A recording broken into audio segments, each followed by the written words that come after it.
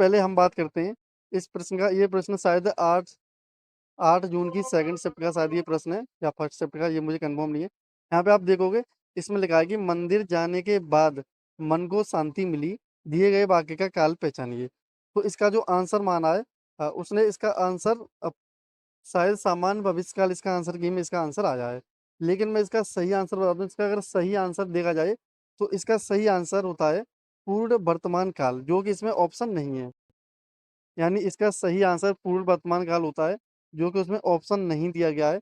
तो अब ऐसी स्थिति में इसका सही आंसर क्या हो सकता है, ये आपको बता दूं, यूपीएसआई की 2017 की ये परीक्षा में पूछा गया था। और ये एक बहुत बेसिक है, ये सभी किताबों में आपको देखने को मिल जाता है। तो इसका सही आंसर क्या हो सकता है, मैं आपको बताऊंगा। तो अगर पूर्ण वर्तमान काल ऑप्शन नहीं है, तो इस स्थिति में यानी कि पूर्ण वर्तमान काल का काम होता है मतलब कि अभी, यानी कि कोई कार्य तुरंत पूर्ण हुआ है, यानी अभी वर्तमान में ही पूर्ण हो गया है। तो इस स्थिति में हम इसका आंसर लगाना चाहिए, हमें आसन्न भूतकाल लगाना चाहिए। आसन्न भूतकाल का भी मतलब वही होता है कि अभी, यानी कि काम पूर्ण हुआ है, अभी तुरंत थोड़ी देर पहले, यानी कि वो भूतकाल बन गया। लेकिन आसन्न का मतलब होता है तुरंत। तो इसका सही आंसर होना चाहिए डी। आपकी अलग अलग, यानी कि आपके आंसर की में कहीं पे ये ऑप्शन ए पे दिया होगा, कहीं बी पे दिया होगा, कहीं सी पे दिया होगा, वो आप अपना देख लेना। इसका सही आंसर डी होगा। और आप सभी लोग इस पे ऑब्जेक्शन कर देना, मैंने आपको जो स्क्रीनशॉट दिया है उस पे आप लगा देना, या फिर आपकी जो भी बुक्स वगैरह आपके पास हो वहाँ पे आप देख लेना। यहाँ इसका आपको सभी लोगों को इसका नंबर मिल जाएगा, और आप देखना फाइनल आंसर की में इसका आंसर डी लिख के आएगा। अब इसके बाद हम इस प्रश्न की बात करते हैं। ये शायद 8 जून की फर्स्ट शिफ्ट का प्रश्न है। यहाँ पे आप देखोगे इसका आंसर सी दिया गया है। इसका आंसर यहाँ पे आंसर की में सी माना है। इसके आपको मैं सीरीज बता दूं, इसमें आप देखोगे कि पहले परसेंट का चिन्ह है, फिर दूसरे पे परसेंट का चिन्ह है, फिर तीसरे पे, फिर पहले पे, फिर दूसरे पे, फिर तीसरे पे। इसका मतलब परसेंट का जो चिन्ह आएगा वो पहले नंबर पर आएगा। ठीक है, आपको ये बात समझ में आ गई। परसेंट का इसमें नंबर पहले पे आएगा। इसके बाद आप देखोगे प्रश्नवाचक का चिन्ह, तो यहाँ पे प्रश्नवाचक का चिन्ह यहाँ पे दूसरे पे है, फिर तीसरे पे, फिर पहले पे, फिर दूसरे पे, फिर तीसरे पे, फिर पहले पे, फिर यानी कि दूसरे नंबर पर आएगा यहाँ पे प्रश्नवाचक का चिन्ह। इसके बाद अगर हम देखें, इसके बाद एक ये बड़ा का चिन्ह देखें, तो यहाँ पे तीसरे पे है, फिर पहले पे, फिर दूसरे पे, फिर तीसरे पे, पहला दूसरा तीसरा, यहाँ पे फिर आएगा तीसरे पे। तो इसका सही आंसर होना चाहिए बी। आप यहाँ पे देख सकते हो, यहाँ पे सही आंसर बी होना चाहिए। मैं आपको बता दूं, आपके आंसर की में ये ऑप्शन आगे पीछे हो सकता है, वो आप देख लेना। अगर आपके पास इसका सॉल्यूशन नहीं है, तो आप इसका सॉल्यूशन किसी पेज पे करके या किसी भी तरीके से करके इसे अपलोड कर देना, इसका आपको ऑब्जेक्शन कर देना। यहाँ पर आपको सभी स्टूडेंट्स को इसके नंबर मिल जाएंगे। अब हम देखते हैं इसके बाद प्रश्न नंबर 125 का। ये आप सभी लोगों के आपने देखा होगा। यहाँ पे प्रश्न दिया गया है कि निम्नलिखित में से कौन सा विकल्प तीन समूह त्रिभुज और समबाहु त्रिभुज ई और समद्विबाहु त्रिभुज आई के बीच संबंध को सही ढंग से निरूपित करता है। तो यहाँ पे पहला ऑप्शन दिया गया है कि ये तीनों पूरी तरह से अलग अलग वृत्त हैं, जो कि पूर्ण रूप से यहाँ पे गलत हो जाता है।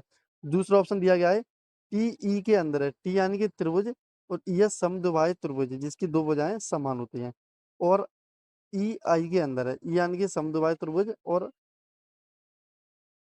आई यहाँ पे टी होना चाहिए शायद, आई के इसमें, हाँ आई ये समद्विबाहु त्रिभुज है, और ये यहाँ पे समबाहु त्रिभुज यानी कि जिसकी तीनों भुजाएं समान होती हैं। तो यहाँ पे इसका लास्ट ऑप्शन है डी, जो कि सही माना गया है। इसका ऑप्शन माना गया है ई आई के अंदर है, ई यानी कि सम द्विबाहु त्रिभुज, ई यानी कि समबाहु त्रिभुज समद्विबाहु त्रिभुज के अंदर है, और आई टी के अंदर है, आई यानी कि समद्विबाहु त्रिभुज त्रिभुज के अंदर है। तो इसका आंसर बिल्कुल सही माना है इसका डी। तो मैं आप सभी लोगों को बता दूं, अभी मैंने इसका किया सॉल्यूशन। अब मैं इसका सॉल्यूशन आपको दिखा दूं। इसका पहला ऑप्शन दिया था, इसमें ई आई के अंदर है। तो ये सही इसलिए क्योंकि सभी समबाहु त्रिभुज होते हैं वो समद्विबाहु त्रिभुज, सभी समबाहु त्रिभुज समद्विबाहु त्रिभुज भी होते हैं, यानी कि अगर जिसकी तीनों भुजाएं समान हैं वो उसकी दो भुजाएं भी समान होंगी, यानी कि वो समद्विबाहु त्रिभुज भी होंगे। अब यहाँ पे ऑप्शन दिया है एक आई टी के अंदर, यानी कि क्योंकि सभी समद्विबाहु त्रिभुज त्रिभुज भी होते हैं, यानी इसका विकल्प डी जो है वो पूरी तरह से सही है। इसमें आपको बिल्कुल भी घबराने की जरूरत नहीं है। अगर आप बहुत सारे स्टूडेंट्स को लग रहा था कि हमारा गलत, इसमें गलत आंसर लग के आया है, इसका बिल्कुल सही आंसर आया है ये। तो इस हिसाब से आपका ये सही उत्तर है, इसमें डी लग के आया है। और अगर आप ऑब्जेक्शन वगैरह करना चाहें, अगर आपके पास सॉल्यूशन वगैरह अगर हो बेहतरीन तरीके से, तो आप बाकी कर सकते हो, पैसे वगैरह नहीं लगते हैं भाई, कोई दिक्कत नहीं। अब हमारे पास एक प्रश्न और आता है। इस प्रश्न इसमें निर्देशक चिन्ह ऐसे एक लंबा डंडिया से होती है, आपने देखा होगा, या रेखिका का प्रयोग किया जाता है। तो इसमें ऑप्शन एक दिया गया है समानता सूचक के लिए, नफरत के लिए, लोप निर्देशक के लिए या संवादों या वार्तालाप में नामों के बाद। तो इसका सही उत्तर बी दिया गया है। तो मैं आप सभी लोगों को बता दूँ, यहाँ पे एक स्टूडेंट ने ये भेजा था, उसने बोला था कि इसका उत्तर ए होना चाहिए, समानता सूचक के लिए। तो मैं बता दूँ समानता सूचक के लिए समानता सूचक या तुल्यता के लिए यहाँ पे बराबर का प्रयोग किया जाता है। समानता तुल्यता के लिए या फिर एक योजक चिन्ह होता है, जैसे कोई चीजें समान सी लगभग लगभग मैच कर रही हो तो वहाँ पे एक बीच में डंडिया लगा देते हैं, योजक चिन्ह होता है। लेकिन निर्देशक चिन्ह का प्रयोग किया जाता है वो संवादों या वार्तालाप के नामों के बाद किया जाता है। जैसे कि कोई किसी का कोई संवाद है तो वहाँ पे एक निर्देश लगा होगा, उसके बाद वहाँ पे नाम के बाद, उसके बाद वहाँ पे वार्तालाप के बाद दिया गया होगा। इसका आंसर बी बिल्कुल सही माना है। आपको बिल्कुल भी यहाँ पे घबराने की जरूरत नहीं। इसके बाद हमारे पास एक प्रश्न और निकल के आता है, निम्नलिखित में से कौन सा बेन आरेख गुलाब फूल पौधों के बीच संबंध को सटीक रूप से दर्शाता है। तो इसका ऑप्शन माना है डी। तो मैं आपको बता दूं, जैसे हमारे पास कोई भी गुलाब का फूल होगा, जैसे हम गुलाब के फूल को हम जी से मान लेते हैं, तो गुलाब का फूल हमने जी मान लिया, तो गुलाब का फूल होगा वो सभी के सभी फूल के अंदर आ जाएंगे, गुलाब सभी। ठीक है, गुलाब सभी फूल के अंदर आ गए।